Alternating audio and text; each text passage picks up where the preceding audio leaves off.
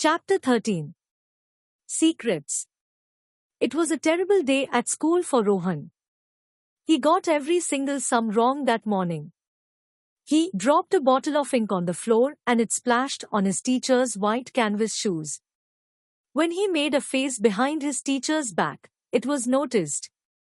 So he had to be punished. "Here, take this letter to your father and go home," said his teacher, after writing a long and angry letter. "Let him punish you as well." Rohan picked up his books and walked out of the schoolyard and up the narrow city land. But once he reached Banyan Tree, he sat down in its shade and sobbed a little with anger. He had not been able to get his sums right although he had tried. He had dropped the bottle of ink by accident. Perhaps it was wrong to make a face, but how could he help it when things were going so badly? Now, he was afraid to go home and hand the letter to his father. So he hid in the folds of the tree trunk and poked with a stick at the that had dropped on the ground. He was so angry and afraid that he poked and poked with the stick till he had dug quite a deep hole in the dust. Suddenly he found a little grey lump of rubber in it. He picked it up and rolled it between his fingers. "I wish it were a magic rubber," he said. "I would rub out the whole school, like this, like this." Then he stepped out to look down the land at the boys' school that stood at the end of it, and angrily rubbed in the air with the rubber. The moment he did that, something very strange happened. The school vanished. He had really rubbed it out. There was no white school building, no dusty playground, no high grey wall, and not a single schoolboy. There was just a square of bare brown earth between the other buildings. Rohan's knees were shaking. He ran a little way down the road to see better, but there was nothing there. He felt so afraid that he ran up the land, picked up his books and the terrible rubber, and ran home. His mother was alone at home. She was kneading dough in a big brass pan. "You're early," she said, in surprise. "I haven't any food ready for you yet. But you can go and break up an old box and get me some wood to light the fire." Rohan was in a bad mood. So he made a face at her and went out to pull an old wooden crate to pieces. He came in and threw it all into the grate with such force that the ashes flew up and settled on all the pots and pans, and the dough and the neat floor as well. At this his mother grew angry and shouted, "What a mess you have made! Now go and fetch the broom and sweep it up at once."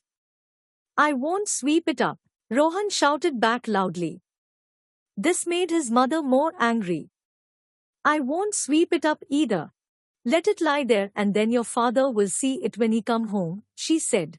At the mention of his father, Rohan felt afraid. He held up the magic rubber, shut his eyes tight, and cried, "I won't let him see that mess. I will rub you all out." And he swept his hands through the air with that little grey lump of rubber, as fast as he could. When he opened his eyes, he didn't find the house or his mother. Everything had vanished.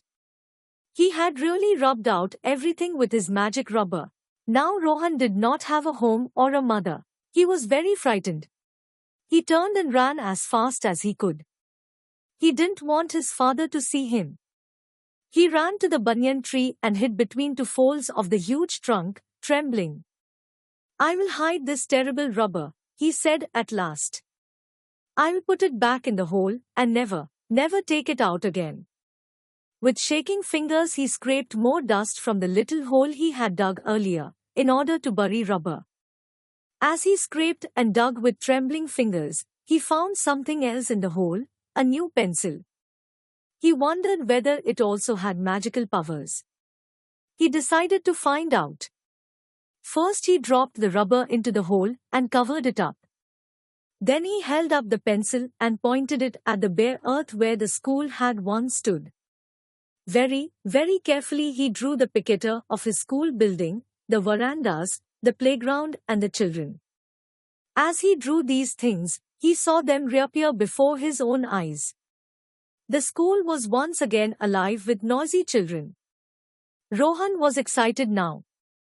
He ran towards his home and drew a picture of his home as well as he could. Then he drew a picture of his mother kneading the dough in a pan, the fire, and even the broom in the corner of the room. When he went in, he found them all there just as he had drawn them. He was really happy. He had got back his home. And his mother. Just then he heard his father come slowly up the stairs. Rohan ran out shouting, "Look, I found a pencil and a rubber on the road today."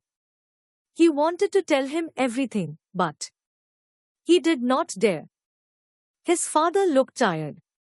"Why don't you sit quietly and draw something?" he said, as he went in for his tea. Rohan nodded and went to fetch a piece of paper and drew a picture of his dog. The picture he drew was so good that his father beamed with joy. His mother was so pleased that she pinned it on the wall, next to the calendar. Rohan spent the entire evening drawing with the magic pencil. He took the drawings to school the next day. When his teacher saw them, he was so pleased that he forgot to ask about the letter. After that, he gave Rohan time to draw every day. Rohan drew so much that the magic pencil was soon worn to a stub. Instead of throwing it away, he took it down to the banyan tree and buried it in the earth. As he walked away, he wondered whether he would be able to draw as well with an ordinary pencil. But he had so much practice now that he could draw as good a picture with the new pencil as with the magic one. He became so famous in the town that people came from far-off places to see the pictures pinned on the walls of his house. No one knew how he had learned to draw and paint so well without any lesson or help. Rohan did not tell anyone the story. That was a secret and the banyan trees, and they kept it to themselves, as secrets should be kept.